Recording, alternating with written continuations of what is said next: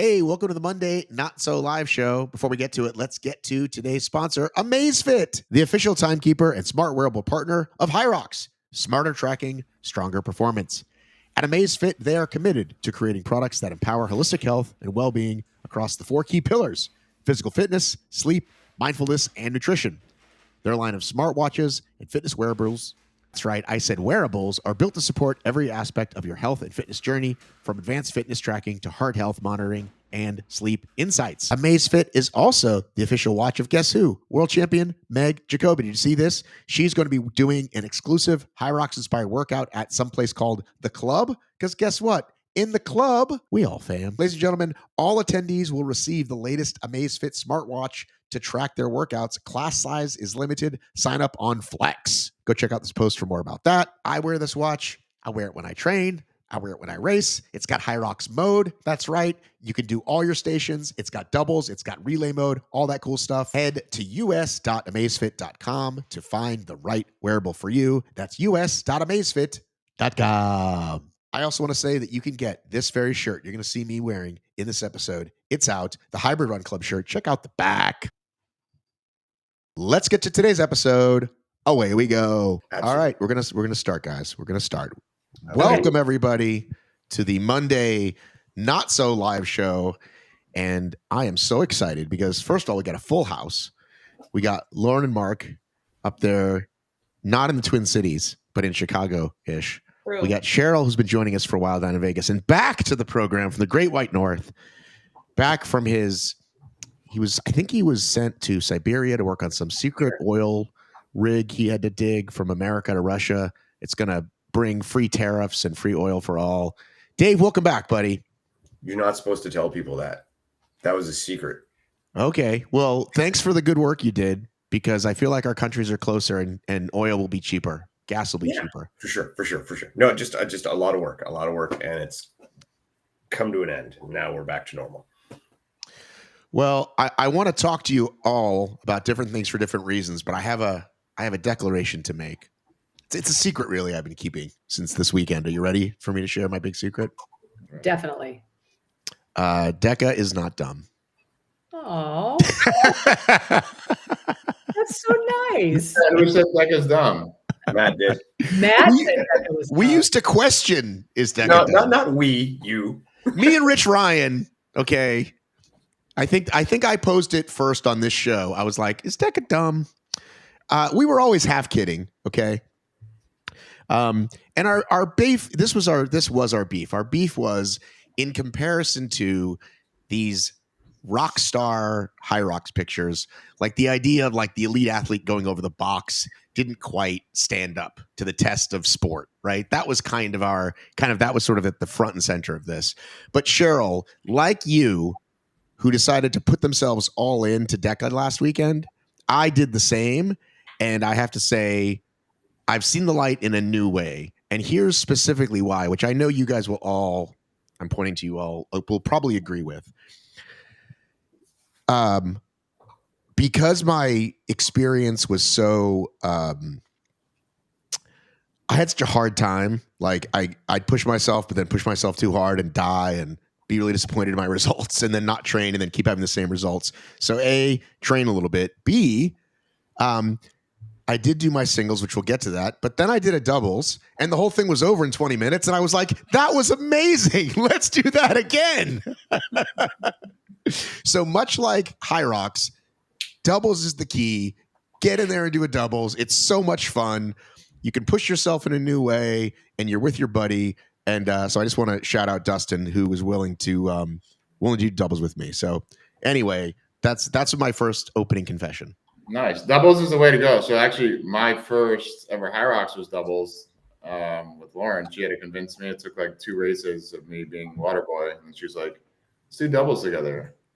He was not a runner. I was not a runner. Yeah. Well, you know, I'm still not that fast, but it was nice to go a lot faster. I went so fast. I texted Dave. Dustin actually told me to slow down. Like I went out as hard as I possibly fucking could because I just thought, when else can I do this? You know what I mean? And it was this like little. It's one of these things that it was super windy, and once you did it once, it was like, okay, this isn't as bad. When you first see it, I think Dustin and a lot of people are like, oh, all of our times are going to suck, blah blah blah, and the times were a little bit slower. But once you've done it, it's like, okay, it's a turn, and we're back. But to just really run as hard as I possibly fucking could for, what is that? What's each lap at a DEKA mile? Point what? Point 160, one. Oh, you did like a mile. What is it? 160 meters. Yeah, just Yeah. as hard as you fucking can, Right. and then tag somebody, and then catch your breath. Like holy shit! I hope he doesn't hit these first whatever the reps were before I had to go again. But yeah, I really really enjoyed it. And then because I went to the gorgeous FitLab Lafayette, they've got the sauna cold plunge situation, which is amazing. First of all, when I went there on the Friday, I was like, oh, I'm going to stretch. Let me hop in this fucking heat thing. And, I have to stretch for a long time. And so that speeds that up, right? Just get in there and you immediately are looser. And then afterwards, after we did our races on Saturday, I did like 3 rounds of hot and cold. I think plenty of people stayed there and did more, but I always wake up the second day sore as fuck, especially getting off the plane. And I am not sore at all. So, yeah, if you can get those things at your house, I think that's the way to go. If you can build a fucking, what's amazing was your chest hairs. I was digging those curly cues. I'm glad you like them. I'm glad you can appreciate that. I clearly wasn't on any social media because I didn't even see any of this. There was good coverage, and I will say, Matt, you traveled to my time zone to do this. Like you went across the country to come to this event. I feel like they really, really put in a lot of effort to make it a really great experience for everybody. I mean, they flew Ryan Kent in. They had this little workshop the night before. There was a lot going on. And I think a lot of people talk about how, well, I'm not going to travel somewhere for a little gym event, but I think you can make it a great weekend when you. Well, I think the thing about DEKA is that you can do it at your local gym. And I've done several here, and the communities that I've been to, I've been welcomed at, because most of them didn't know me. Like they're not Spartans or whatever. They own these gyms. Maybe some of the people who showed up did, but it was mostly, but certainly being brought out somewhere is a whole nother level. And when someone decides like, hey, I really just want to blow this out. I mean, Marcus, he'll be on the show at some point. He was trying to invite the other affiliates too. Like, hey, like let's all support each other. And I said, that's the move. You guys should all get together and like do things together. And I think they loan each other equipment. But quick side note, I think DEKA, Dave, you might know. I might. DEKA is now saying like they don't want them to do events not at their gym. As somehow it's a competition with the road shows, and I think that's a bad move. I haven't heard that, to be honest. That was more something I heard about HYROX doing. Well, the line there is even more gray. We can get to that later. But Yeah, I was speaking to I'm speaking to a gym owner who shall remain nameless, who's putting on like Amber and Bubbles level size events. And the way to do that is to like, hey, let's do them outside our gyms. And then sometimes, but then it might be in the same zip code as another affiliate. And so then that's why they can't do. I'm like, guys, like you just need to figure this out. Like get over it. Like it's gonna serve everybody. Don't do the spirit of the rule the wrong way. You know what I'm saying? Yeah, I'm not in on those ones, so I wouldn't know about that. I wouldn't know about that. I haven't heard that, but I cannot confirm nor deny. Well, I heard it was an issue for somebody. But yeah, deciding to well, because that's the thing is like I was like, oh, I'll just race doubles with Dustin because why not? And then I was like, well, shit, the doubles isn't until noon, right? And I think I should just run a singles. And it was really fucking hot, and that was I think probably the worst part of it. Like I think if it was a cooler morning, it might have been a little bit easier. But Dave, I just wanted to not die, and I wanted to beat my 40-something minute time. And I think really I'm losing most of my time in the sled and the bike. The bike takes me, I don't know, 8 minutes, something insane. Aren't And we all? yeah, but and Rich was saying, sorry, Kent, when Kent came the night before, he said, like, unlike the ergs, it pays more to go harder because it is gonna speed up the time, but only if you can afford to burn that match. And I'm so afraid to burn that match because that's where I've had a fucking heart attack after. So I want to train in a way that allows me to burn that match a little bit, because that's where I'm losing. Like, that's the difference between, if I did it even in half the time, I do a 34 instead of a 39, and you know what I mean? It's just a lot more doable. So let me throw you some numbers at you, okay? Some interesting stuff when it comes to that bike. If you get on that bike and you do 25 calories in 2 minutes, you're going to go roughly 1,200 to 1,300 meters. If you do that same 25 calories in 35 seconds, you're going to go just under 500 meters. If you do that same 25 calories in 15 seconds, you're going to go less than 200 meters. Wow. So the difference in when you're doing something, you're saying you're going 8 minutes, you're probably going like 3K compared to someone like Bubbles who's going 200 meters. Right. And somewhere in between there is where I should be. Somewhere between Bubbles and what I'm doing. I'm trying to think of the RPM you're going to take that long. Like, are you physically stopping? 32. I don't know if it was RPM to go that long. Do you think? I don't know if it was 8 minutes this time, but I think it was maybe other times. But I get on this time in particular. I remember getting on, and I did this for a while, and then I was like, all right, I'm going to let go, catch my breath some, and just do it this way. And they're like, hey, just keep clicking them off, keep clicking them off. And then I did find a groove. Like, when my heart rate came way down, I did find that groove, and I think at a level I'm like, oh, this is what they're talking about. Like, I'm pushing harder, and it doesn't hurt that bad, and now they're ticking off a little bit faster. Maybe you were right when Hayden asked you what your FTP was, and you said 27. Well, like anything, it's an implement I'm not very used to, because Ryan Kent, when I got on both the rower and the erg, was like, dude, your form looks great. Like, those are like two things that I've watched videos on, that I've practiced, and like I never get on the stupid bike until I'm at the event. So it's one of those things that, I mean, obviously I need overall fitness, I need a bigger engine, I got to work on a lot of things. But anyway, Cheryl, you've been quiet so far. I want to hear your thoughts. I was going to ask, as a queen of DEKA yourself. Oh yeah. You improved your time by quite a bit, though. Yeah, and I'm still very ashamed of it, but yes, I went from 44 to 39, so still, So you've broken 40, now you're in the 30s. You can start chipping away at that, and I do think, look, I just feel like every time we do this event, it's just another problem to solve. You've come up with another new problem to solve, so you'll solve the problem, and then your time will be better next time. I think that's what's kind of the gold in all of this, and so I think, individually, like DEKA's not dumb. I think it's a really great way for all of us to kind of work on our fitness. And I think it's so much more accessible than some of these bigger hour and a half plus workouts that we get with the other races. Well, and again, specifically, I just thought, like, doing the doubles with Dustin, at first I was like, oh, he's going to probably carry me and do most of the work. And then I was like, I found myself saying like, no, I do want to do more. Mm-hmm. And so then I did, and I forgot how exactly it broke down. And there was a couple stations that he did more work.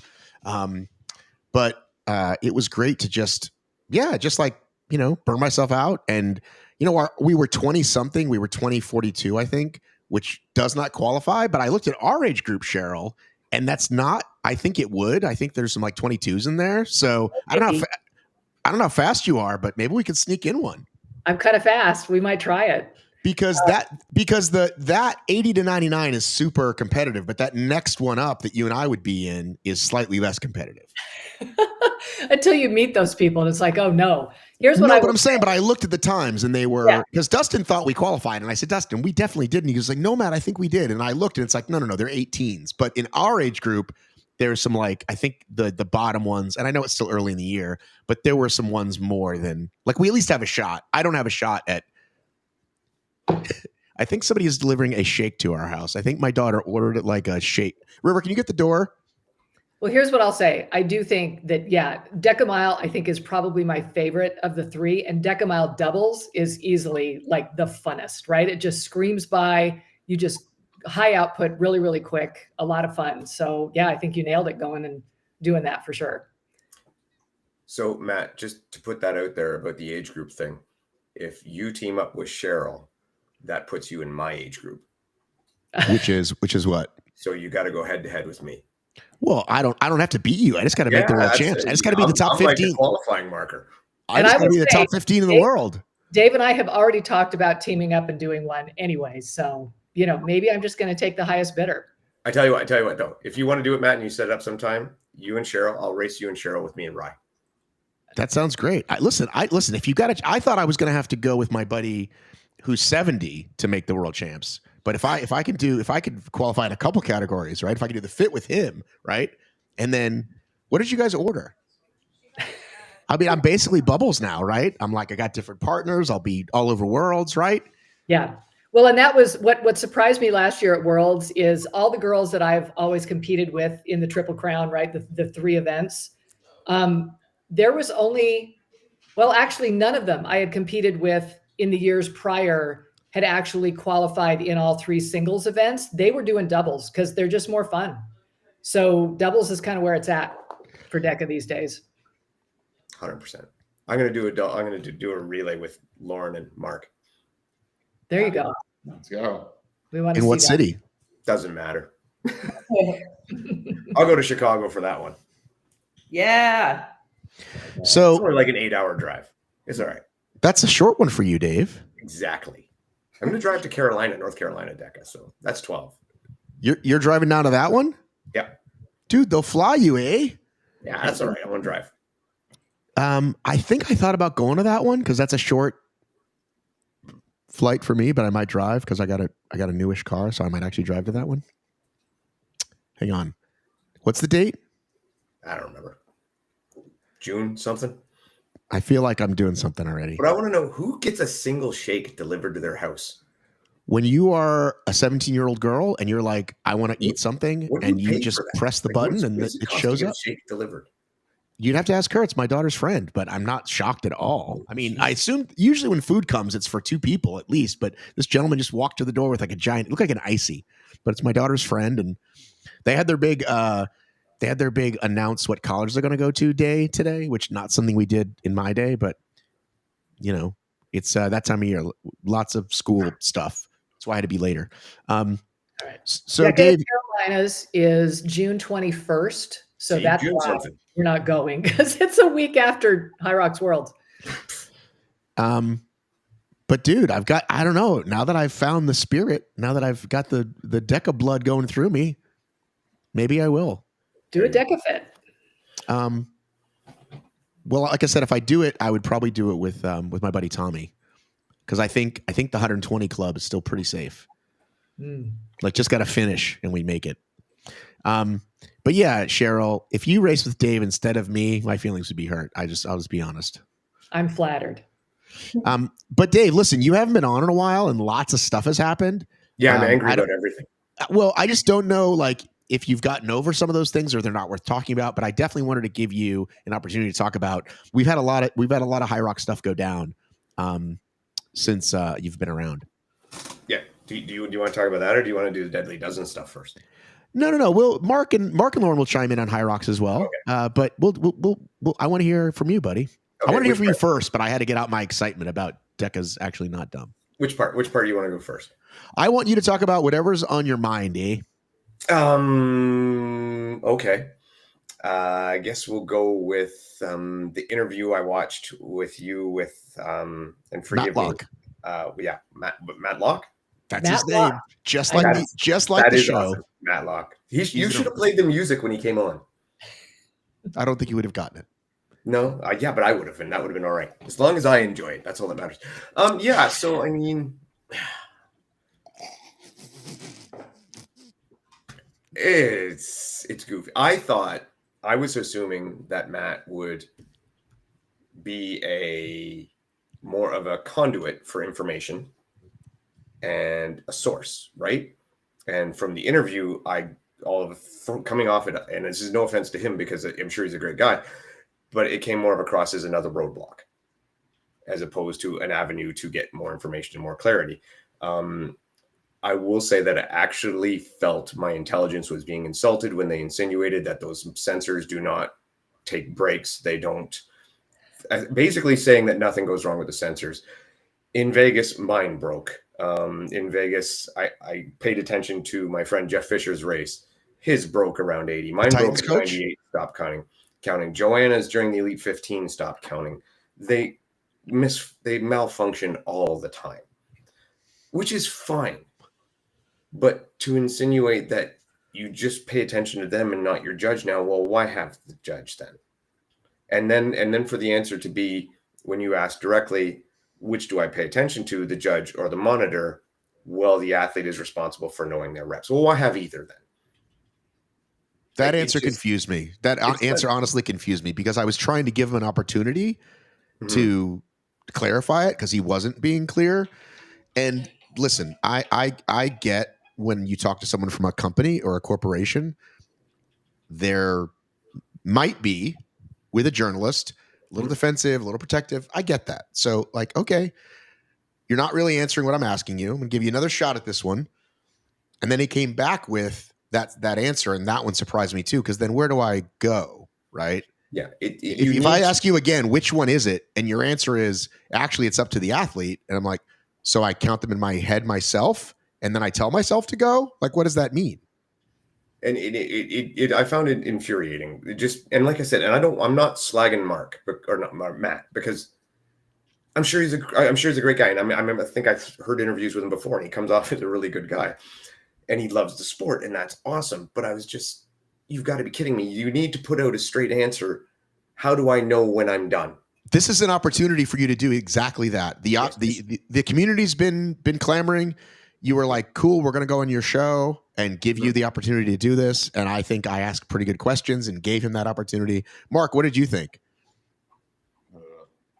I mean, it's a tough situation, right? Like Matt's a great guy. But it's a tough situation because I don't think they know. Like they have like 5,500 athletes and they're trying to solve a problem that is not quite yet ready. You know, it's easy to say like, hey, we got the Elite 15 under control when you got 15 judges. But I mean, I try to look at, is it better than the volunteers counting, which I would say it's better than that. All right. Because some of them would be sleeping by, the end of the day. So it's more reliable than that. Like, I don't think you can say anything is fully reliable. Everything can break. And that's my point. I 100% agree with that. But I that's why though they need to put if you have both, and I put it to terms in this way. I'm all for electronic aids and stuff like that. If you look at tennis, they have like that Cyclops that watches the lines, right? And stuff like that. But they still have a line judge in case I think it makes it more confusing for the judge. Mm-hmm. I mean, I haven't judged wall balls since they got the iPads, but I can only imagine, like, I know the variety of caliber of judges that we have volunteering, and I would imagine that added technology or added things makes it more challenging. And I actually liked what Cheryl said in the other podcast a couple weeks ago about how it makes them like less engaged in general. So now they're just standing there and not watching depth. So I guess that's my take. I think, I mean, it's a really hard problem to solve. I guess my bigger question was about the interview overall, because to me, the two other frustrating points, which I'm guessing frustrated you too, Dave, was the idea of the video review. I was giving them an opportunity to say, this is what we will or won't allow. And he basically said, we'll look at anything. And I was like thinking, okay, this is 100% going to come back to haunt you. There's no way it doesn't. And then the bit about how long will you have to look at this? Oh, 3 days. He just said it so casually, like every sport, 3 days. You know what I mean? So those two answers specifically were the ones that frustrated me. Yeah. So here's, I guess, but in a way, what they did say was they're not going to look at form on reps, which actually I agree with 100%. So you're not going to look at the form on the reps. That's I think that's wise, that because otherwise you're going to review everybody everywhere. So that's cool. But so basically they're reviewing amount of reps or distances, and that's cool. But if you do that, for example, on the wall balls, and you're going to review the amount of reps, you're never going to have a video showing every rep. No one's going to have a video showing all 100 reps, or chances are they're not going to have that. Very, very rarely. So then you're just going to go by the screen. But like I said, the screen breaks down sometimes. So, I mean, their video review thing, I would have liked a little more clarity on it as well. Just what is good, what is not good, what's acceptable, what's not acceptable. And yeah, 48 hours to review the number of reps seems silly. Who are we talking about though? Because like there's clearly tons and tons of age groupers that are not doing things. No, we're just talking about the Elite 15. Matt came on to talk about the Elite 15, and I had sent them a whole list of questions when they had said Sean Noble did 99 wall balls and was penalized 10 seconds. So that's sort of what inspired the whole thing, was like, hey, it took you 3 days. You said you used video. Like, how is this going to be moving forward? And so, like, we're going to let you talk to Matt. Well, first they sent an email out to the Elite 15 athletes that I got a hold of, and I put that out. And then I asked him those questions. So if you allow video from anybody, you can sure as shit know that come the Elite 15 men's, women's, singles, and men's and women's doubles, there are going to be a lot of close finishes and a lot of boyfriends and parents showing video and thinking it's okay to, because we'll look at anything, is kind of what he said. Again, I was hoping he would say, we will look at either official live stream video or anything from our cameras. So if Graham caught something, right? Like, that's what I was hoping he would say, but he didn't clarify and just said, we'll look at kind of anything. And so I don't think there's any way we get out of World Championships without a controversy, whether it's podium, whether it's deciding between 5th and 7th, like, without these clear things, I think this is definitely going to come up again. There was one other thing. The insinuation that what happened with Sean Noble was not a controversy at all was, I'm sure if Sean Noble was listening, quite insulting to Sean, because to say that's not a controversy is just like, oh no, that was fine. Everything was cool. Well, and again, I still wasn't clear what he did. I mean, I think that's what I was asking about. I was like, I still wasn't clear. Did he not do enough reps? Is that what they were saying? That's what they say, is he did not do enough reps, but his judge told him to go. And that in lies the big controversy. Do we go when the judge says so, as they have said to do in the past, or do they go when the monitor says 100 now, which seems to be the new ruling? Right. And what if it flickers 100 and goes back down because it turned over, and then the person, right? And you shouldn't have gone. And what if it stops counting in the middle and it doesn't count 10 reps? Then you have to do another 10 reps because you have right. To wait It's all those things. Because like I said, you know that people are gonna, like, when they've got the time, they'll stop to look at the judge. When they know they're battling for a spot, they might be like, fuck it, I'm just gonna throw it and pray that I'm right. Yeah. And maybe that's the move. Like, you either first or you're last. Like, I'm going to throw this thing, and if it doesn't work, then I'm penalized. But if I'm right, I win. Or if I'm right, I'm in the money. You know what I mean? Like, that's rather than throw, wait, go. Right? You've got a 50-50 shot. Right? I mean, I didn't even think of that till just now. But is that the move then? I'm not waiting. Like, that's a split second. Like, and it's too slow. You see somebody else going, you're going to go. Yep. You throw and go. All right. Well, there you go. That's the move. Throw and go. Pray. Throw and go. Pray and spray. That's your next t-shirt. Next t-shirt, Matt. Throw and go. Throw and go. This guy seems to love the sport theoretically. Right? Like, he's sitting in his office thinking about how great everything, and has he watched the, races, like all of the variables, right? Like, he seemed to be so dismissive of the actual on the ground issues that are going on, right? And just talking up those counters like they're the answer to all the problems. I had no idea where he's been, except that I think that people who really like those counters think they're the best. It was pretty disappointing that it just seemed like he didn't even know what all of us are talking about and what all of us are concerned with. And I also think that depth is an issue with the Elite 15 sometimes. And so, You can't just wait for the counters. Less so than it used to be, though. I think because I watch pretty closely, and a lot of these guys are really ass to grass these days, which I'm quite proud of. I have to say, your frustration, Cheryl, Dave's frustration, my frustration, I expected the community to do similar. And there was not a lot of kerfuffle. And we know that people can, really get upset online. And there wasn't a lot of what you guys say. There was a lot of just kind of, And I was like, really? So I don't know if I just don't, maybe it just, I didn't hit the algorithm right, but people did not seem nearly as frustrated as the three of us are. Cause I expected when I was being dismissed that way, and I did feel dismissed, and I'm sure if I talk to him, he'll say, Matt, what are you talking about? But I felt the same thing. Right. So maybe it's a personality clash. Maybe they just said, don't fucking give Davis anything. I don't know. I mean, I have a pretty good relationship with most of HYROX, but yeah, I felt dismissed. I felt defensive. And again, I expect some. I don't think it's going to feel like I'm talking to my crew here, right? I don't expect it to feel like that. Although I have had that kind of relationship with some people.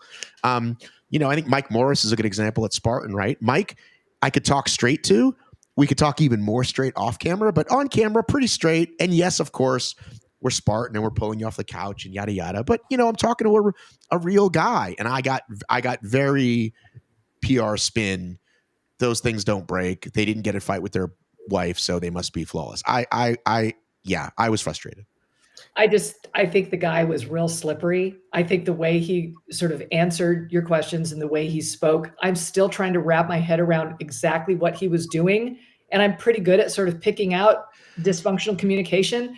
And I still can't really, did he just gaslight you? Is that what was going on? And I think when you have someone who's a little more slippery, like he didn't say anything giantly controversial. He just slipped past the stuff you were asking. And it's hard to generate a lot of rage when you kind of don't know what's going on. I guess you didn't see it, Mark. I thought you guys had watched it. No. You know what? When did you release it? Well, it was just in video. I didn't put the podcast up yet. Is that why? Problem. I saw the snippet, but I didn't. Yeah. This is the full thing. But what do you like? What do you expect? It's like, what do you expect by now? It's like that's why they hired him, or that's why they put him in that role, so that he's the lock. Right. He is. Well, again, even like I said, even Mintra, when I would talk, Mintra or Mo have been very forthcoming. And again, listen, off the record, we have slightly different conversations. And I say to them, hey, this is off. And I get that. That's part of. So I expect a little bit on the camera. But yeah, it was more than I was expected. I think now that you say gaslit, it makes me feel seen a little bit. Cause that's the thing is you're like, am I crazy? Right. What? Did I a controversy? Am I the one? Am I the one that's crazy? I asked you a legitimate question that all of us are talking about, and he's acting like it doesn't even exist. Right? Gaslighting. Right. Good use of that term. He trumped you, man. He was like, the wall ball counters are fine. Everything is perfect. The bad things are gone. That was before. This is now. Well, can I just mention one other thing that kind of infuriated me a little bit? Yes, Cheryl. This is Cheryl's hottest takes ever. Yes, go ahead. I just think him sort of dismissing when the relay is going to be, just acting like, what's the problem? Acting like that is not a problem. And it's like, no, I think we should have the adaptive waves be the thing that caps off the weekend. No, I actually don't. I think it's insulting to the adaptive waves. And it's not really a great way to end a weekend. I have literally changed my flight plans because I'm like, forget it. There's not going to be anything going on, right? So we're going to go home on Sunday. It just, it seemed odd that he couldn't see that that's actually not a great way to end a weekend. And it's actually not a great way to feature the adaptive athletes. I think there are better ways to put them into the weekend than tacking them on the end when everybody's heading home. So I just thought that was odd too. Not just that. So dismissive of that. Is the relay is before the doubles, is it not? Correct. It's Friday. Yeah. So Lauren, speaking from you, someone who's taken part in doubles and the relay at Worlds. That's right. If you hadn't done your major race on the doubles, would you have run in the relay? I mean, yes, I would have. Yeah, but you're that's freaking. me. That's in my position I was in. I wasn't expecting to win individual or anything. So of course I would. But I think if you were to ask someone else who had a chance of doing really well, it'd be different.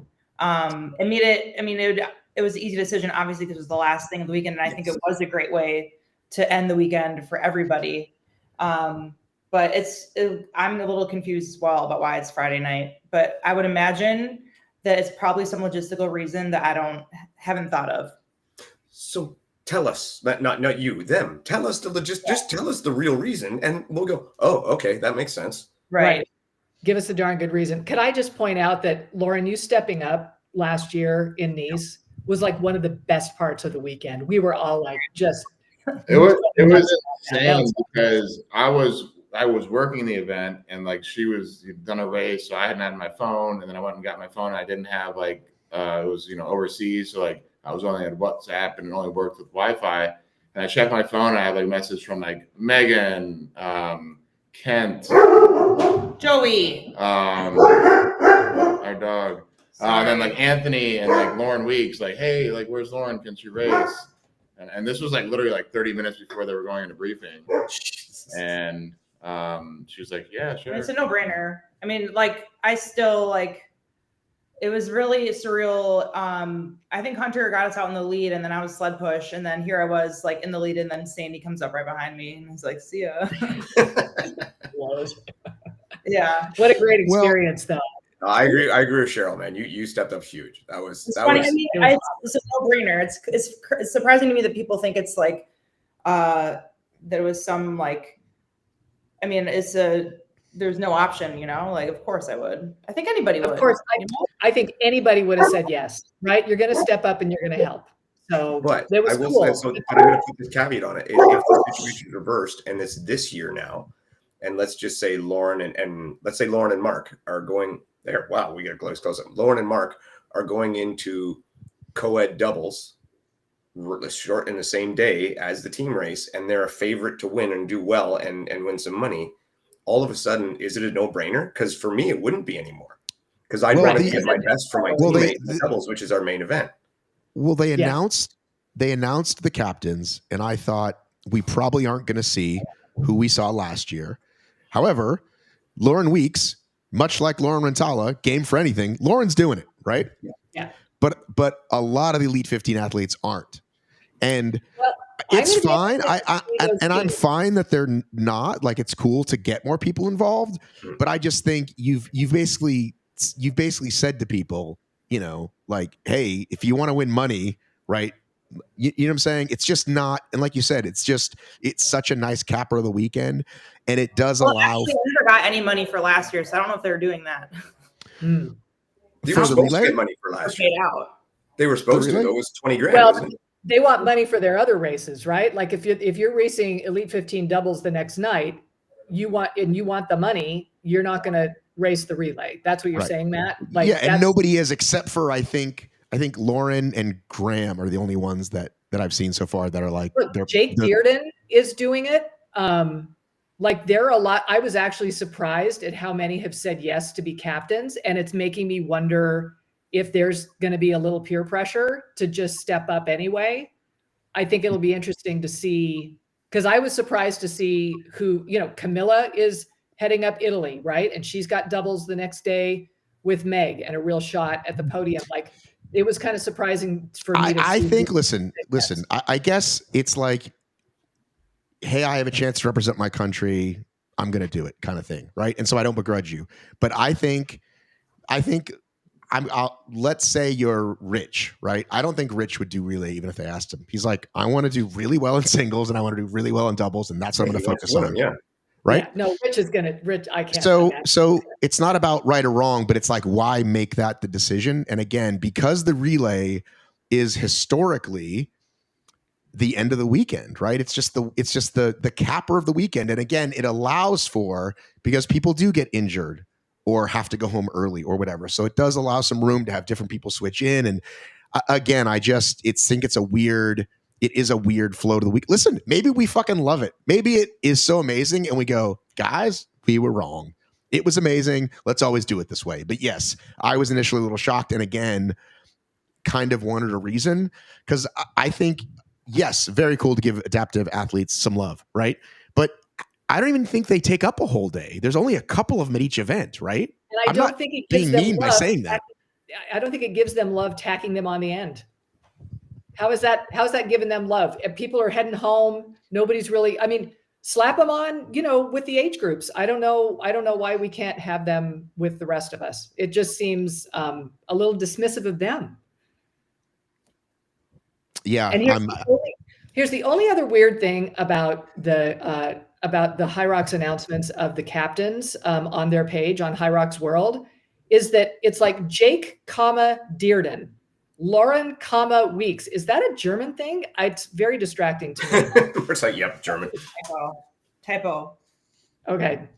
Every single one of them has this little comma there, and as a grammar nut, I don't understand it at all. Well, can I switch to talk about something? Can I talk about something else that just when you talked about a post that I have to mention that I wasn't sure I was going to mention, but now I have to mention it because we're here. So, did you watch World Fitness Project at all, Dave? A little bit. I'm trying to catch up on it, but yeah, I caught a little bit. Yeah, so I'm we always over here at Hybrid Fitness Media keep a little bit of a toe in the CrossFit world, see what's going on. We did an announcement about who was all going and everything. And they did a couple things this weekend that were bizarre. One, their live stream was not on YouTube, but on their channel, which seems a weird way to put it. And they're like, but we could. I thought of a reason for that. Because you do avoid things like music problems and other things like that if you don't have it on YouTube. Oh, because no other. I'm just saying that's at least a reason. There's something. No, it isn't. All right. There's something called royalty-free music. Load up royalty-free music, Google machine, play. There you go. No, I know, but during the event, they'll be playing, like in the event themselves, they'll be playing stuff, and that's what'll get heard. Right. So don't do that. Play royalty-free music. Or there's a service you pay, right? DMCA or whatever it is that all these places do, right? So again, have everybody see it. Some people find it that weren't even looking for it, plus the people that are looking for it, or hide it on your website where even when you tell people where it is, everyone was commenting, where do I watch this thing? Just bad. Yeah. Their reasoning was much like the, I guess, putting it on Sunday reason was like, oh, but we can put it in different languages. It's like, oh, great. So your numbers are already pretty small, which means they're really, really small in languages that don't speak English, right? Just a weird thing to do. Again, the technology is so good. Yeah. Why not put it on YouTube where it'll be seen by the most people and shared by the most people and commented by the most people? Seems like a no-brainer. Secondly, this talk about burns my buttons, burns my goat. If you want to describe what you're looking at, Cheryl, to the audience. People on a podium holding checks. Right. But what takes up 60% of this photo? The empty background. Correct. Okay. So you have professional photographers. At minimum, you could have like I'm screenshotting. Well, at minimum, you could have done this, right? At minimum, you could have just squeezed it in, but you have cameras and lenses and nice things. Like that's what you should have done. Not only can't tell their faces, I can't see what's on the checks. And of course, it's still got fucking 14,000 likes. And of course, people saw it. But it's fucking amateur hour, dude. Are you kidding me? Like with the women, it looks even worse because they look even smaller. Look at this one. It's 80% backdrop. And if there was big banners back there, maybe that made sense. And they had this whole vibe the whole time, which some people had a problem with how they filmed it. I'm not even talking about that. I'm just talking about this is the most basic social media. How do you not know how to do this? You literally can't see these checks. You literally cannot see them. Yeah. And we know your affection for podium shots. Yeah. This is very much a Matt corner. Yeah. Listen, I'm particular about what I like, but I'm telling you, this is like, come on, dude. You can't tell me that you don't notice how bad that is. Oh yeah. They should have been in front of a big banner. Like they should have been in front of it. Like I mean, that's one thing. Or tell the cameraman to take three steps forward, or put on a different fucking lens, or just crop the fucking photo. If you looked at the beginning when they were having their little commentary show, there was big backdrop behind them with WFP and sponsor names and stuff like that. That would have been the go-to. I couldn't not. Here's the cropped version, okay? So how about that is at least 20% better, right? Anyway, right. I was shocked. And yeah, don't put it on YouTube, guys. I mean, don't put it on your website. Put it on YouTube. It's free. Yes. I mean, it's free for the audience, right? You can figure a way. I don't know what it costs. I'm going to Google that later, what it costs to buy one of those licenses that all restaurants and sporting events do. Anyway, But I did watch some of the competition, and I mean, I liked what I saw as far as that stuff goes. Yeah, competition seemed pretty good. I mean, it's definitely got some space. I think they just signed with Adidas, didn't they, as well as a sponsor? I know they signed Velites, who also signed with CrossFit. Yeah, but I think they got Adidas, if I'm not mistaken. And I do like the concept of of a tour. Like, I think it's kind of cool to have like this season, but I think it would be smarter to do it not in CrossFit season, and that way you don't have to make people choose. I think that'd be the way to do it. What do you think, Dave? Yeah, I mean, I don't know if they did that intentionally or not, or that was just done deliberately. But I mean, the season can only be so many times. Like, you can only have so many dates, right? You got to give them time and space. When you say they don't do that deliberately, this isn't like Spartan worrying about. No, I said I don't know if they do that deliberately. They may, they may not, right? But I'm saying, you say that when people say like, oh, sponsor Spartan did a weekend on the same weekend as my race, and it's like, well, they probably didn't know you existed. I think if you're putting on CrossFit events, I like that. I think it was more a thing like, we want our world championships at this time. So in order to get there, we need to have 3 events or 2 events or whatever it is in the process. So we need to space those out. And, you know, could they have probably done it a little bit different? Yeah, but maybe they don't want to.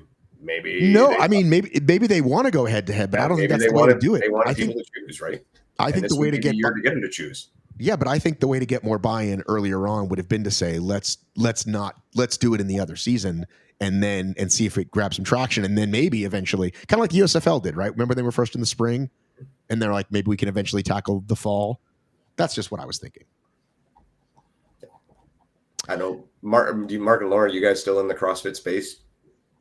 No. No, not anymore. As much as only when Tia comes to HYROX, as much as I pay. Yeah, but Tia's not CrossFit. She's just HYROX. She's done with that. Yeah. Well, and that was what I was going to say. Is I do think it's interesting when they do have these events that are coinciding with others. It is really interesting to see all you athletes and what you choose. I think that it speaks volumes when an athlete chooses one event over another, and I'm seeing that with Marc and Lauren. I'm seeing that with a lot of people. I think it's kind of fun as a fan to watch how all that moves. Yeah, I think they clearly do want to go head to head and make people choose. And some people clearly are. Some people are very like, F those guys, and they're ready for something new. But I think, like I said, if I was them, I would have been like, let's do a little off-season thing. Yeah. Anyway, I didn't want to go to a whole tangent there. I just, like I said, I wasn't sure I was going to bring up the picture, but then you said something about a post. I'm like, okay, I have to talk about these bad podium photos. They were not great pics. All right, we ready to talk Deadly Dozen? Ready to talk DD? I definitely want to talk because Let's that's go. All of the things you guys are doing. Well, Deadly Dozen first. Yeah, let's do Deadly Dozen first. Unless you want to talk about some cool output devices. I had to miss Deadly Dozen's first event in Canada. It hasn't happened yet. It hasn't happened yet. Oh, no, just the gym events, right? Yeah, the gym event. We had a gym event at Pure Impact. They had a team's Deadly Dozen, and it was awesome, and I had to miss it. I was really disappointed. That is awesome. That's the best. Yeah. I've been with Output for almost a year now, but so we're working on just technology for bringing it into the hybrid space, essentially. Working on athlete testing.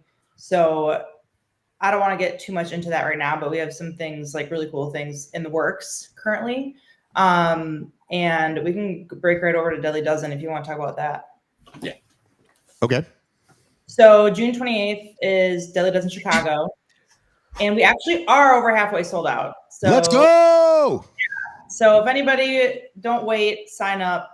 And we're super excited. I think that like the whole point with Deadly Dozen and why I want to get into it is because after no longer working for HYROX, I got back into training clients. And once HYROX Chicago sold out so quickly, which was awesome for HYROX, it was kind of like all my clients want to have something to train for. And that's really what is my, what I really believe works for people, just have a goal and have an event.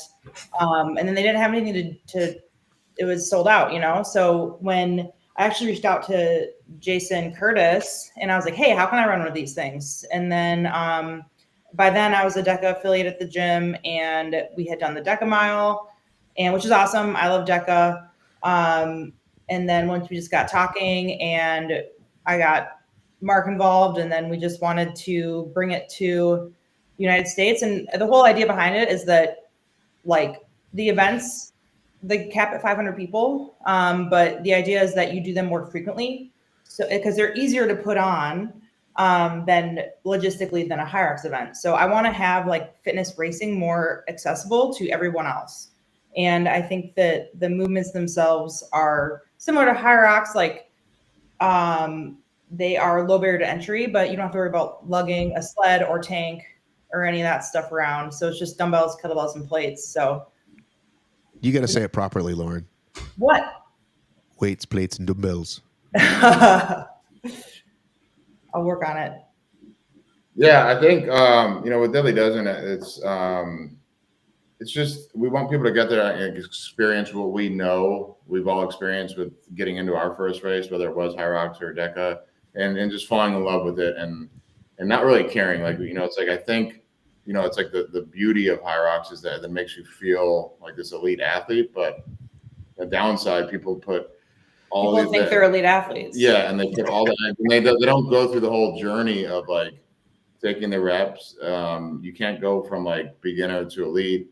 You see everybody burning out so quickly, or just like getting upset over a race when it's like at the end of the day we all got into this for fun, right? Like this is what like got us sober, and it's fun. It's like if you go line up for a race and you ruin your experience because like you're so worried that you don't even get to express the fitness that you have because like you're worried about, oh my God, I'm not going to make worlds because so and so's here, and it's like you're worried about you're looking at who's in your age group before you even go. It's like people are like, I've seen people be upset about PRing because they didn't make it to worlds, where it's like, go out there, have fun. And if like you didn't have the race you wanted to, sign up for next one, like next month.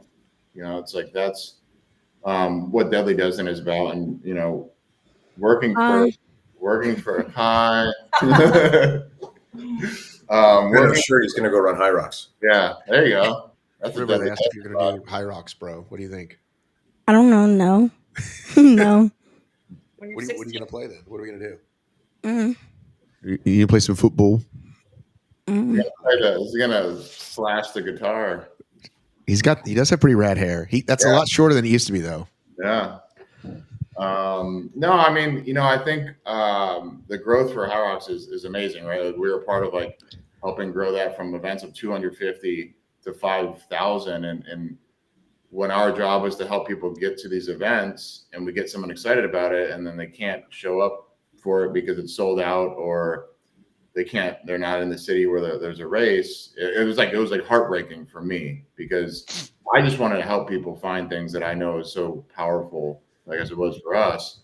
And when, it wasn't accessible to them, like now we can say, hey, if you want one in Minnesota, we can make it happen. If you want one in North Dakota, we can make it happen. So it's really just more accessible for people, and we just want to allow people to experience that.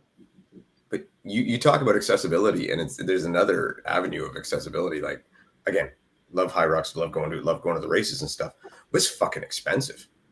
Like, to go and do a Deadly Dozen, you talk about having them more often. Well, you can afford to go more often. You can afford to give it a couple of shots because, like, I haven't looked at the cost for entry, but I'm pretty sure it's not $200. Right. And that's a big deal. How many Canadian ruples is it, Dave? Go to HYROX? Yeah, I don't even know. It's like 6,000 loonies. Yeah. Yeah, give or take. 2,500 tunes and loons. That's right there, bye. I mean, and so like the sheer cost, like I said, for me, one of the big appeals is just that simplicity, that accessibility, that I can get there and not break the bank to do it. I do love going on a very expensive HYROX trip every now and again because that's cool and that's fun.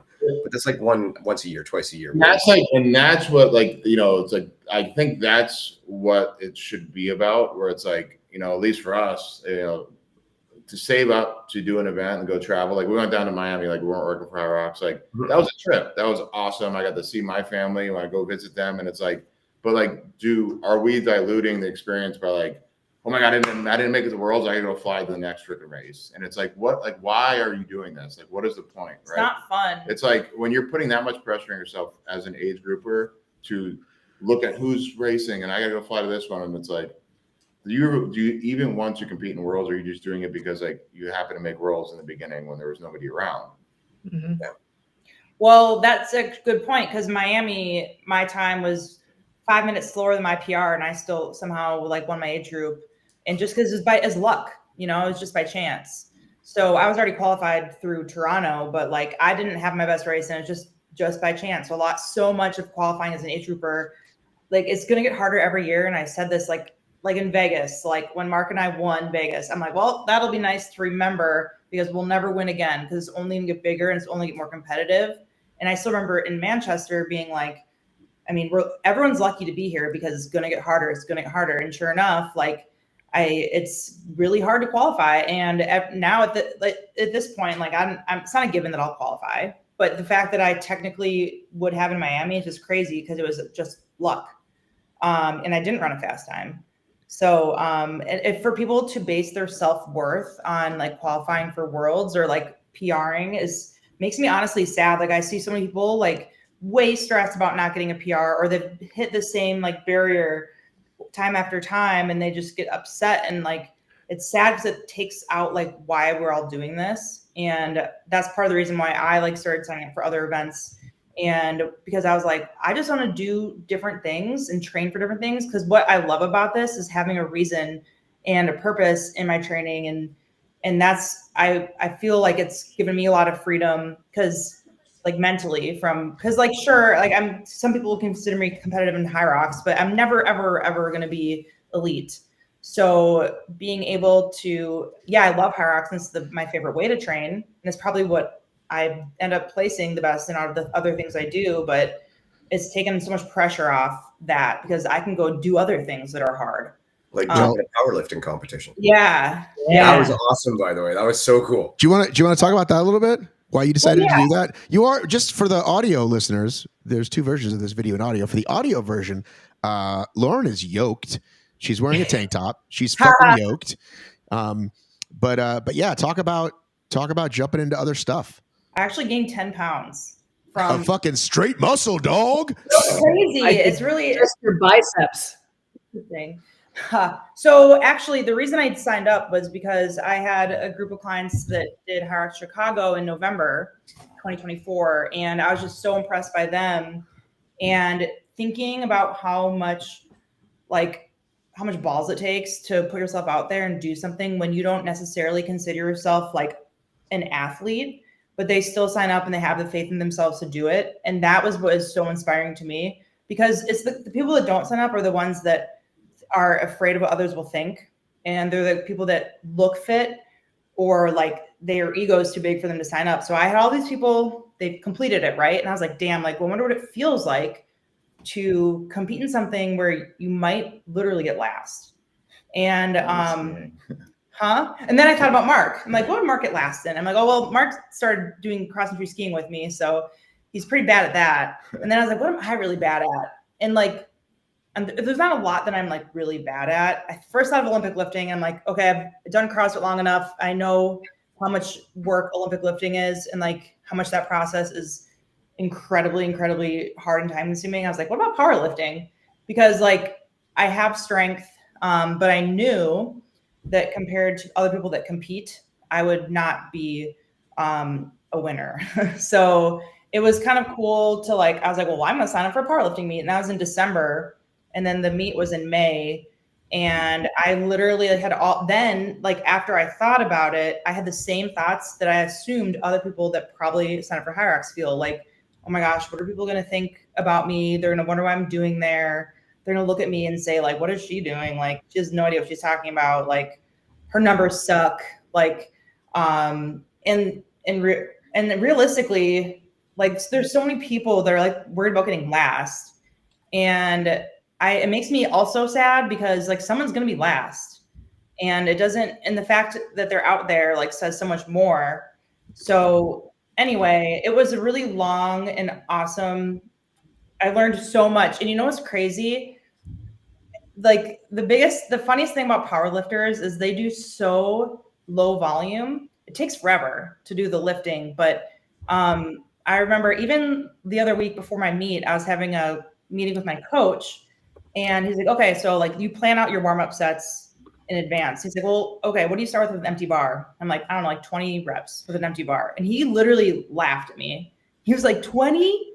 Like, are you serious? I'm like, yeah, with an empty bar, 20 reps. And then he's like, I'd do like 5.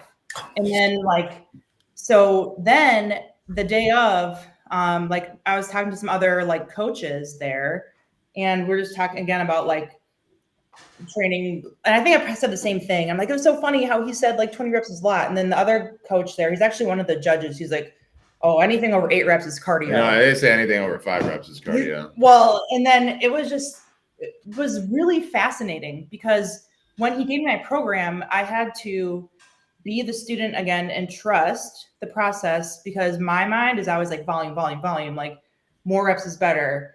When in reality, like that was a huge learning experience for me. And I like did other things I haven't normally done, like using occasionally the leg press machine, which I felt stupid. I like felt like a moron, like doing a leg press.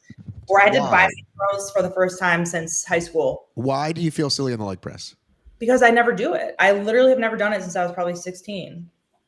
Because and I didn't know how. I was like, and I think what other leg muscles? How do you work your leg muscles?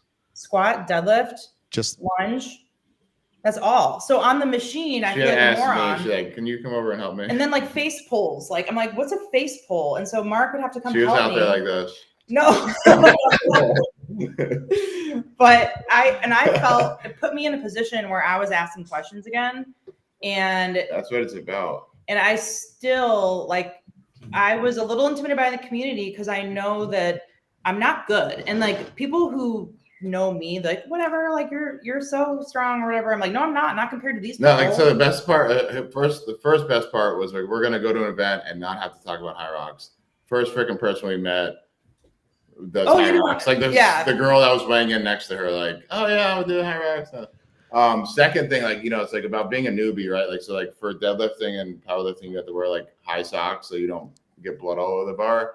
So she we went the day before, went over to Dick's Sporting Good, and she's like, oh, let's get some like soccer socks. And she like gets there, and they like come like all the way up to like a hip crease, all the way up. Like I was like, that's her first powerlifting meet. Can you tell? Yeah. Well, that's what it's about. Is like going out there to your first event and being an idiot and just fucking going out there and figuring it out. And then like the next one, you learn a little bit more. It's like, don't try to be expert when you're a freaking beginner. And the community was so kind and welcoming. And I think that it was really cool to be part of something that's polar opposite of what it is that we're all used to. And then to be welcomed, just like the HYROX community, or we hope is welcoming to everyone else. I was like, it was honestly just so much fun to like be in something new. And I actually did sign up for another meet in September because like I enjoy just having a variety. Regionals. Okay, I wasn't gonna even say that, but here's another funny thing. So like basically, this is what Midwest regionals. It's not very hard to qualify. It's like pretty easy to qualify, kind of like qualifying for Worlds and HYROX in 2021. It's kind of like that. But like that you had to hit a certain total, 295 kilos total to be able to qualify, and that's exactly what I hit. And so they like pretty much let everyone in, and then, but they're like, but you have to at least be able to deadlift the bar, you know, like, but I'm joking, but like, it was funny that I matched the qualification to do it. And I didn't even want to say that it was regionals that I qualified for publicly, because people would be like, oh my God, you're so like, no, it's not hard to make. Like I think everyone at that meet probably it's like, you basically have to be very mediocre. So but you enjoyed it and you want to do it again. That's the point. Yeah. And it's just I really liked doing a variety of training. I mean, that's what, and I did warn my coach. I said, hey, well, I'll be training for HYROX and I'm going to be training for an ultra marathon too. Like, are you want to take me on when I'm going to be doing two polar opposite things? And he was like, well, yeah, I want to learn too. Like, I want to learn what it's like to have a different type of athlete that I'm working with. And now he's coming to Chicago to watch HYROX. That's what he says. As long as he can get spectator tickets. Ooh. So that's another conversation. Does anyone know like how that works? Because it says they're all sold out for Chicago or for Worlds. Did you guys get your spectator tickets? I'm not going. I was able to procure 3 days worth of spectator tickets for my husband. Thursday was already sold out, so he's out of luck. He's going to have to judge, or else he's out of luck. So I have heard through the grapevine that they're going to release more, but I think that may just be hopeful, wishful thinking at this point. Well, like, I was like, cool, my dad can come watch me, and like my dad can't even come watch me. And I was like, well, that sucks, because like I didn't see them say anything on social media, but like, hey guys, like spectator tickets are selling out fast. I didn't even see that. Otherwise, I would have gotten them. It's just like it didn't even cross my mind. And I was like, oh, but I think they're doing the same like Walk of Nations. So if you're like competing, you'll be there. maybe. Right. No, I think if we're athletes, we're fine. It's the people who are not that are Well, going to isn't it, if you're an athlete, you're fine the day you're competing. Right. I don't know if that comes into effect until next. Okay, I thought We'll have to see. that started at Worlds. Well, Obviously, they're going to let you do the Walk of Nations, but yeah, I think if you are an athlete and you're not racing, you won't be able to get in without a spectator ticket. That is my understanding. So people will be selling them. Just like now, there's a ton of people selling New York. Everyone's looking for New York tickets. Now there's a ton for sale. There will be ones for Chicago as we get closer. So be looking at ROX tickets all over the internet. We're going to New York. So another Last thing, minute. We're working with Go Brewing to develop like an athlete program for Go Brewing, and it's really cool. I talked to Joe in Miami. I just also talked to Joe. What a good dude. I know, right? So the brewery's right down the street up in Naperville, down up to the left in the suburbs west. North. No, but it's cool what they're doing. Like their motto is "Remember Tomorrow," because I think a lot of people are like, I want to be, I'm sober curious, and like they're afraid of like the whole like AA or like going completely over. So it's like continue what you normally do, go hang out with your same friends, but just like have a non-alcoholic beer. Because like everybody has like the best intentions, and they're getting into like 5Ks and doing these races to like be healthier, but then they go and celebrate after, and then in their mind they don't want to like ruin it, but it's like 1 beer, 2 beers, 3 beers, and then I'm drunk, and they're like, let's go. So it's just like make a healthy choice. Remember tomorrow. So yeah, we're gonna be working, and it's gonna be the everyday athlete that they're celebrating. Because I think that is the foundation of all this. It's not the elites at the pinnacle. It's all of us, right? So if we grow it's you. Right. Cheryl's like a 7-time world champ. She's somewhere else. Sorry, Cheryl. But I was going to say though, I did feel a little judged though, because Cheryl and I were checking out those new deli times, and we were like, hey, can we sandbag and do one of these races where there's only 1,000 people so we can get into Worlds? I think we need to look for some place that doesn't have the gastrointestinal dangers, and I'm totally up for it. Well, I don't know if you saw my recent post, but that's nowhere for me. I always have gastrointestinal danger, so it really doesn't matter where we go for that. But all right. But real quick, I want to back up. I'm glad we got to hear about your show and all that, your meet, but we did kind of skip over Deadly Dozen. Like some people haven't like don't know what Deadly Dozen is. So why don't you actually talk about the stations quickly? And I have questions. Let's talk. Mark's pulling it up right now because he doesn't remember. I'm a newbie. He looked at me because he knows I'm going to be able to rattle it off. So there's 12 is a lot. I know. There's 12 stations. Wait till you see what Lifetime has coming. Did I tell you what Lifetime might be launching? What? No. More than 12. Double dozen? It's more than 12. More than 12, less than 24. You'll see. You'll be hearing about it soon. 18. It's like the egg cartons. There's like 12, 18, and 24. Okay. Let me just tell you. It's a case. 30. I'm going to do my best to explain this simply in the most effective way. So it's the main event is the track event. And so it's Deadly Dozen because of 12. So there's 12 400-meter runs, and there's 12 movement stations. Labors with a U. And you start with the run. And then the 12 movement stations, you always have the run before each movement station or between. And then the movement stations alternate between distance-based and rep-based. So you start with the farmer carries. So 240-meter farmer carry. Yep. Well, actually, let me back up. You start with the run, and then you do the 240-meter farmer carry. There you go. Just like that. And then you run again. And then you do the kettlebell deadlift. So that's 60 reps. And then you run again. The next, Lauren, what's the weight on the farmer carry? for women, it's 35 in each hand. And for guys, it is 53 in each hand. You need to delineate or distinguish whether you're talking pounds or kilos, my I friend. will be talking about pounds today. Yeah. Okay. Well, and I will say that's my impression of Deadly Dozen is that the rep scheme is high. Like 240 meters is a long way to go, but the weight's a little lighter, which I think then makes it much more accessible to everyone, right? Yeah. Yeah, a lot of people will be like, "Oh my god, like the weight's like." Well, that's what I said. Yeah, and it's a lot of reps. Okay, let me finish. So we have the kettlebell deadlift and we have the run. The next one is the dumbbell walking lunge. Women's weight, a 20 in each hand, so pretty light. And that's 240 meters also. Dumbbell walking lunge. Guys are doing 25s. Is that correct? I want to quickly interrupt and say what's the part that I really like about as she's describing it is you go around the track once, easy to remember, right? And then the track is literally in order. So unlike HYROX, which could be all over the place, and even DEKA, which is you're up one side, down the other, a lot of times, it's literally just run station 1, run station 2, run. And I love that about it. It's an easy layout. All of the whether they're distance or rep based. If they're distance, it's down and back a certain amount of times, 3 or 4, depending on what it is. If it's rep, you just do the reps right there, and there's a judge right there. It's all super simple. But please proceed. Where was I? The walking lunge. So, walking lunge. 30. And that's a 30 for you. 30, 20.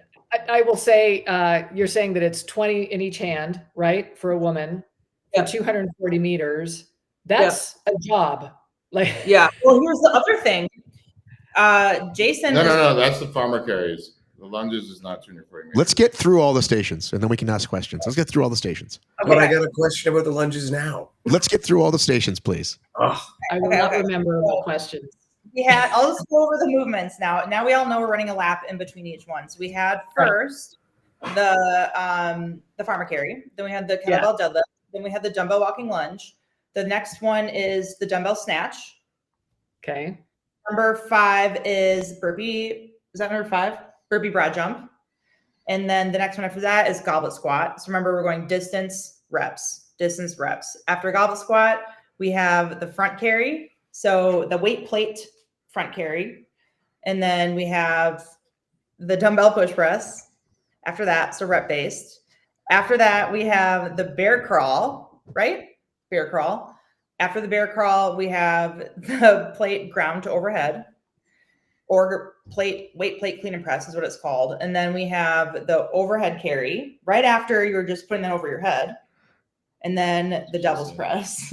So what I was going to say is like, You have to tell people what a devil's press is, Lauren. Oh, sorry. Devil's press is a burpee completely down to the ground. And then you finish with the dumbbells ground to overhead. And then what I was going to say about the weight and everything is that the progression of the movements, you have to like do them all in a row to really realize, oh my grip is smoked. Because remember, we're doing farmer carry first, then deadlift, then dumbbell walking lunge, just all grip. And then after that, you have the burpee broad jump. After that, you have the goblet squat, which is a little nice break. Then after the goblet squat, you have the front carry, right? Yeah, the front carry sucks. So women hold the 45 and the guys hold 55 for that. And immediately after that, you have the bear crawl. So now we're getting up to shoulders. So you start with your grip and a hinge movement, and then you work your way up until you get to like all upper body. So the really cool thing about Deadly Dozen, especially compared to HYROX, because we love HYROX, we'll always be training for it and doing it. But people, what's always the most tired part of your body after HYROX the next day? Your legs. Yeah, this is, you are using legs, but it's very more like upper body dominant towards the end. And I think that's what's really cool and why these two events like go nicely together to train for, because it's so much shoulders and upper body. I feel like there's one more thing I was going to say. What was it? It's okay. You can think of what I'll say is I will put another vote for doubles, because I've done this race. I've done singles twice and doubles once. And again, you're killing yourself in a singles. Doubles, you get to turn it up, but you're with a friend, breathe. Just like HYROX, you run every lap together, and then you can split Exactly. stuff however you want. You could do 1 rep and the person does 19. You can do 5 and 5, 10 and 10, whatever you want to do. Pass weights back and forth for the ups and backs. Like you can split it any way you want. And so one partner do the entire bear crawl. what's that? I said you can make one partner do the entire bear Yeah, crawl. but don't do that to your partner. Don't be The mean. bear crawl is the new burpee broad jump. I hate burpee broad jumps still as much as I hate the old burpee broad jumps, for sure. Bear crawl harder than burpee broad jumps? I mean, at that point in the race, I feel like maybe because it's later on, right? Yeah. Yeah. But what I was going to say about the light weights, because they are light, and like I have a tendency to be like, I'll do the guy's weight. Like, but if it's light for you, which it will be light for some people, then go unbroken. See how that goes. Because I did it unbroken, the DFT, which is like the just the mini version, which is the rep-based stations only. And I like almost couldn't do that plate ground to overhead. It was only 25 pounds. And I was like dying. So I was like, and I was like, I will go unbroken. I'm like, you're not putting this thing down. And it's much. And the thing is, like, yeah, if it's light, go unbroken, and then let me know what you think. Yeah, and I think just the fact that it's like a weight plate, kettlebell, and dumbbells, like you literally throw them in your car, go to the track, have a good time training for it. Like you don't have to worry about bringing an erg or a sled or all this stuff around it. It's like super accessible, and like the movements are just grit, right? It's like literally carry this plate, run. Like it's like anybody can do it. Where like there is a lot of skill involved in the ergs first time to do it, or like walking the sled backwards. And I mean, there's nothing as high. I love HYROX, always will. But just like it makes sense when you see this, when it's just like, oh, like you carry the dumbbells, or like you carry the plate, you put it over your head. It's super easy. And like we've seen a lot of people that we've been training for it, like not really afraid to do it. Someone like Rosa, like yeah. So it's good to see, and I think there's gonna be more of it. And if this one sells out, people will go to Milwaukee next, or wherever the people want it. What questions do you have? I love how everybody is just qualifying their statements by saying, no, but we really love HYROX. Yeah, we all really love HYROX. The numbers definitely show that. What I'm curious about with this is, first of all, yeah, I do think the accessibility is going to be so much more. It's going to be DEKA level. It's going to be sort of in between DEKA and HYROX as far as the intimidation factor, in my opinion. Like it seems like it's going to fill a niche that isn't currently being filled. 500 people per race, right? Yeah. Mm-hmm. Are there age group qualification? Like, how does that break down as far as if someone wants to be competitive in it?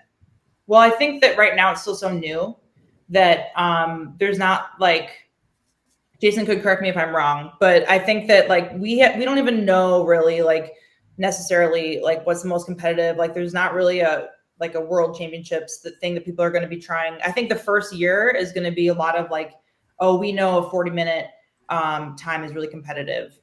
And I think that it'll be just a matter of time before we know that kind of stuff. Do you have an answer? Yeah, I don't think it's quite there yet. Like we are looking at like with the gym races, like if someone's good at this, like, oh, they, like someone like crushed the deadly strong and this is where they finish, and kind of like putting to see what people are there. Well, an interesting comparison is that your deadly strong should be twice. It's like exactly double your DEKA strong. Oh, interesting. It is interesting. Will there be, there aren't like leaderboards yet and that sort of thing. You're just going to sort of. They are working on it. I know that there's some really amazing web developer people out there. And we have like the timing companies that are providing the data, but it's like not like you can't go look it up at this moment. Right. But the data is there. Yeah. So this is another opportunity for ground floor wins, right? Gains, like people can really. Yeah. So there's that. My other question is shirt, medal, or patch? Ooh. So actually the medal is a skull, like a Mori skull. Like a 3D. So like, yeah, so like a 3D, like in like. I have a couple. I'll be right back. Yeah, go get it's them. like you're collecting skulls, and like the winner gets a gold skull, skull. And like if you collect enough, so that's the patch, and then you get a necklace. It's a medal. Mark doesn't know how to say that. Yeah. He always calls everything a necklace. Like you know, a lanyard to wear around your neck. Like he calls it a necklace. It's a metal.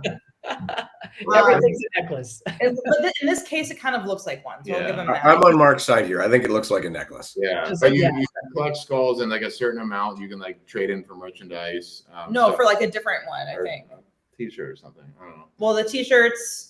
But yeah, like there's so many different gym races too. Like you just collect all these skulls, and then there's different patches that the Atlantis one that you give out to like the best. So we have like the DFT patch, the Deadly Erg patch, the Deadly Strong for the gym races, and then the race one you get as well. So Okay. all of the things you can collect. Yeah, and that's one thing that like we haven't really even talked about is like the affiliate model, how it's like way different than the HYROX model, similar-ish to the DEKA, but there's 7 different gym races affiliates can run and get 60% of the cut. And they're official races. And you get paid out every 15 That's days. necklace. It does. Okay. But it's Oh, I would call that a necklace, Mark. You're 100%. right. well, that's true, but he calls everything that goes around your neck a necklace. That's not a necklace. But I do also have a DEKA Fit metal iron this weekend, just to show Ooh. what They're a nice lover of metals hybrid this year. fitness I am. Look at Yep. you. So I think what I This want to year's point medal. out Yeah, baby. is that I think I'm a big fan of DEKA events, and because I was a DEKA affiliate at the gym prior to the one that we have now, but Jason has his shit together when it comes to the organization of like getting an event live, getting registrations figured out, communication between registrants, and then also you get paid out every 15 days. So if you have an event, you'll get paid out in the next billing cycle. So that's exciting for people. Well, it's comforting. Comforting. I am currently waiting on things from Spartan, as all of us are, I think. So yeah, that's great. That's great. Are you a DEKA gym person, Cheryl? No, we're not anything out here. So why are you waiting on things from Spartan? Because I've competed in their races and they haven't sent me the things that they promised. So Oh, DEKA races? yeah. Oh, what did they promise you? They promised me a trophy for winning a world championship, and I have not yet received. You don't have that from December? No. I mean, they gave us the blank thing, but not and so many people haven't even gotten their shirts yet. I'm so sad. They keep asking on the Facebook page, but that's a whole nother thing. Nice to know that Deadly Dozen isn't that way. Here's my other question about Deadly Dozen. It doesn't seem like it favors running. That's a valid point.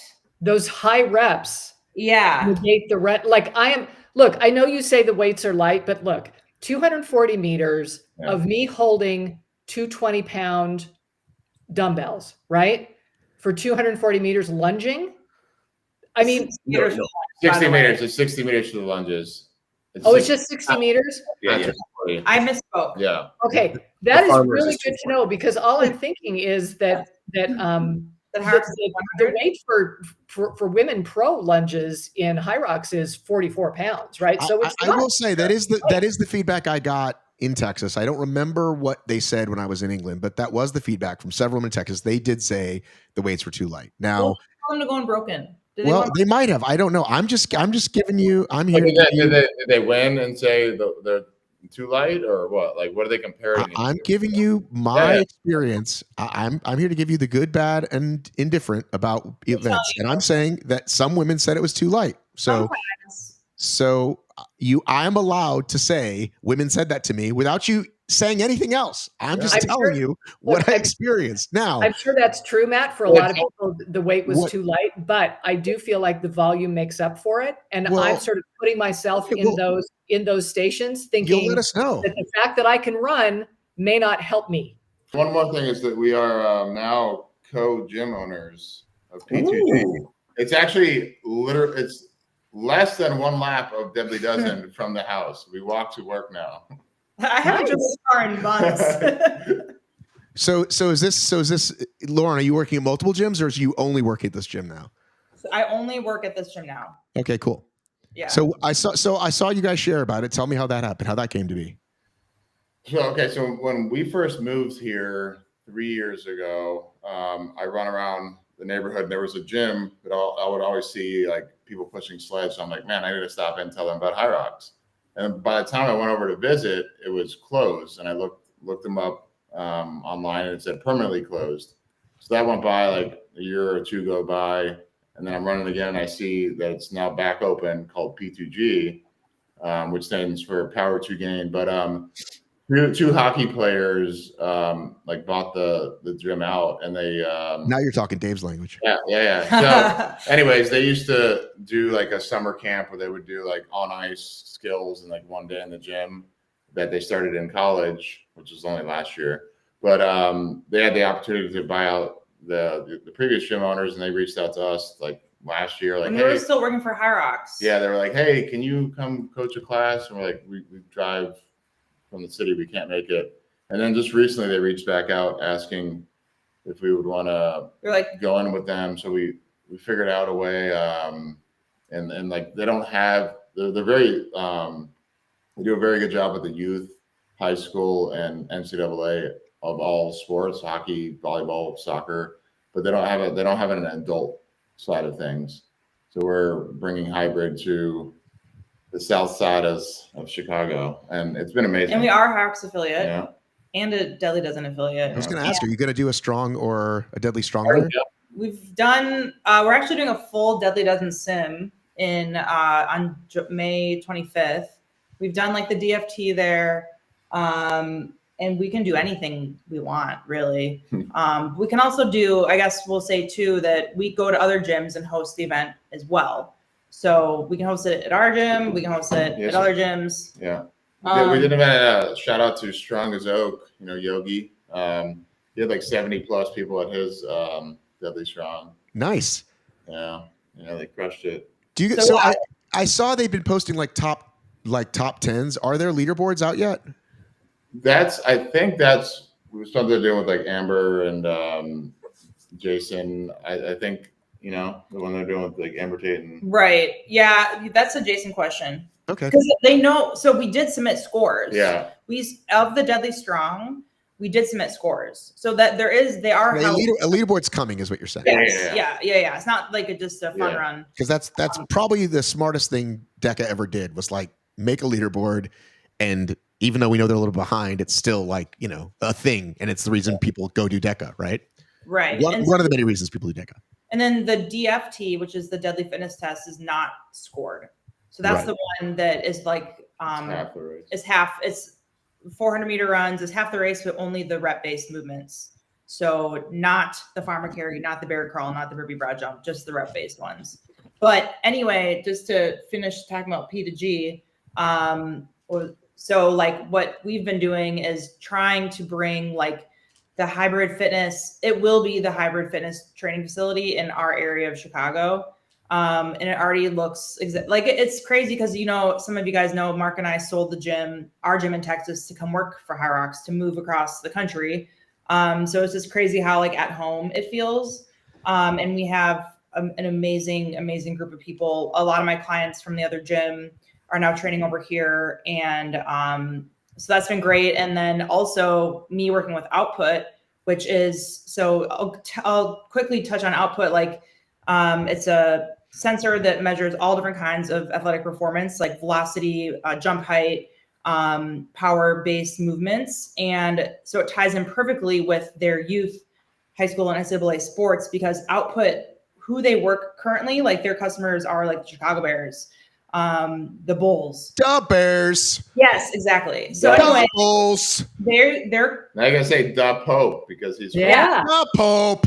The Pope. So anyway, like that's Output is used for like professional sports teams and elite athletes. So it ties in perfectly with what I'm doing, that gym, and what I'm doing, because Output is my full-time job. And then so the gym is something I'm able to do early in the morning.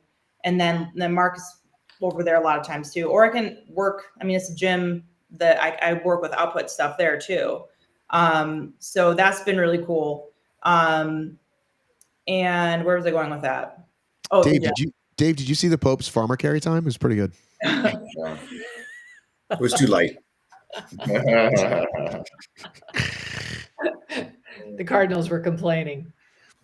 I may delete the part of me losing my mind there temporarily. I may delete that Don't part. delete it. Everybody expects that from you, Matt. yeah, that's part of it. Part of the life. Sometimes. Well, what it sounds like to me is you guys have just become a one-stop shop.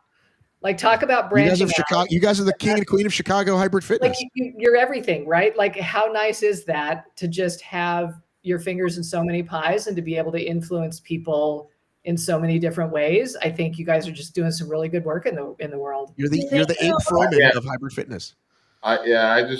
It's been so like rewarding, right? You know, it's like because we just care so much, we want to help people, and like, you know, That's why we do it. I literally said on the way home today, I was like, I'm so fucking tired, but like my cup is full. Like it's like it's worth it, right? Like, and that's like all I want. Right? And every time like I'm training like others, I'm like, this is what matters. That's what it's about. It's not about me. Yeah. It's not about my HYROX time. It's not about like any of that. It's about them. And then it's like seeing someone who is intimidated to walk in the gym, competing in a HYROX 1 year later, and like totally smoking the regular people at the gym who look like they work out. And then we have this person's training for a whole year doing things they never dreamed they would do.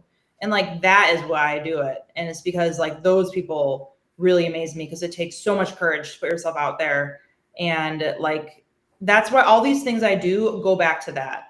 And it's like, I just want to bring fitness to people, and I want them, no matter how old they are, how young they are, like it's never too late to be the best, most fit version of yourself. And so like the people that are 50 years old that have never done anything in their life fitness wise, when they show up, and those people are, a lot of times they'll start training with me and I won't even tell them until 2 months in, like, hey, so you probably heard me talk about HYROX, but like I don't just tell them that on day one. It's like very gradual, but like it's like seeing that.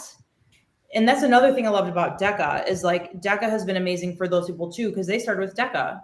Mm-hmm. And I love that about it. And so it's just like having something to train for, like it just gives everyone so much purpose in like their life, you know, and that's what matters. So as long as I can pay my bills and like do that, what I love, that's all that really matters, and to take care of the cats. So, well, I will say I was one of those 50-year-olds. Like, I didn't start this. That's crazy. And you should share your story. Yeah. Well, you know, here I am, right? And so, but that's, and there did come a point where I started to enjoy some success, and then you start getting real triggered by PRs and times, and feeling like you have to win, and feeling like you have to be out there. And I got some really good advice from a good friend of mine who said, look, turn back around and look behind you and see who's up and coming, and help them. And that's where the joy was, right? Like that's where the happiness is, because it's never going to be in the burnout of trying to hit your ceiling and trying, you know, your best. So there's just a point where it's just going to burn out. And so it's really inspiring to see you guys doing that and putting that into practice, because I think we could all take a good message from that. Yeah, I think it's like our duty to, like, once we get into it, it's like to pass it on to another, and then they pass it on to another, and like that's what it's about. Like, you know, it's not about us continuing to grow like by ourselves, right? I mean, and like I tell myself, like I'm always going to be training hard. I'm always going to give it my all. I'm always going to do my best, but in the end, like my result, like no one cares. Like literally, no one gives a shit. That's so. true. They only care about themselves. No one cares about my time. No one's looking at me like, oh, damn, Lauren's fucking slow at Miami. Like, I know I can look at that race and be like. Even if they did, there's going to be somebody slower that they. Even if they did, I'd be like, well, I know I did my best that day. So anyway, like it's about them, not my result. Yeah. Living the dream. When you talk about it, and you could tie it all together, when Matt started out with saying that doubles is the best, and then you talk about people coming in and getting new people in. One of the greatest fun things that I've had is teaming up with people who are like, I can't do this. And I'm like, okay, well, I'll team with you and we'll do it together. And it's far and away the most fun. Yes. And like you say, it brings you the most joy. Like it is a riot. It's a blast. And you really get to see those people who are afraid kind of, I don't know what the word is, like feast off the energy, and all of a sudden try like mad, like they never thought they could before. Yes. Yeah, you just see it.